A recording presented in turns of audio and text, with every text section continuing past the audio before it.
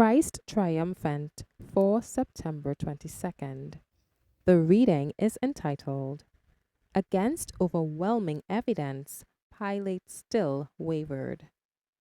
John 19, verse 12. And from henceforth Pilate sought to release him.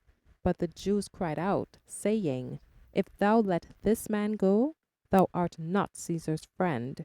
Whosoever maketh himself a king speaketh against Caesar. After Herod had done his satanic work, he sent Christ, without having pronounced judgment upon him, back to Pilate, a man convinced, a man convicted of the truth, but unwilling to yield. Pilate seemed wrought upon by unseen influences to acknowledge his convictions in regard to the Holy One of Israel.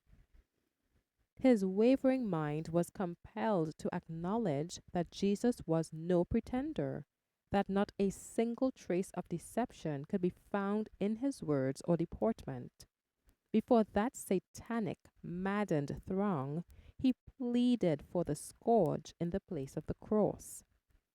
The determined priests and rulers designed that the scourge should not be left out, but nothing short of the cross would they consent to be his punishment.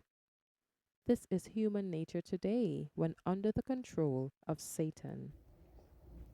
Pilate was unwilling to condemn Christ, and he thought he could, irrespective of the rulers, make an appeal to the sympathy of the human side of the character of the mob.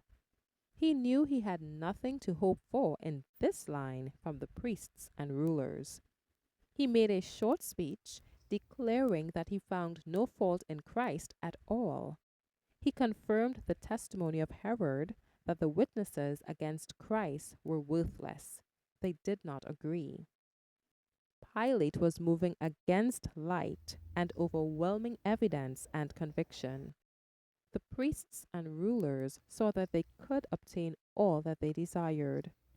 Pilate had evidence and justice on his side, and if he had taken his stand firmly on the ground of Christ's innocence, he would have saved himself the after remorse and despair of a man who had sacrificed innocence to the deadly enmity and hatred of an envious, professedly religious people. Jesus was scourged. A message from God warned Pilate from the deed he was about to commit. While Pilate was examining the prisoner, his wife was visited by an angel from heaven. And in a vision of the night, she beheld Jesus and conversed with him. She heard the condemnation of Pilate and saw him give Christ up to his murderers.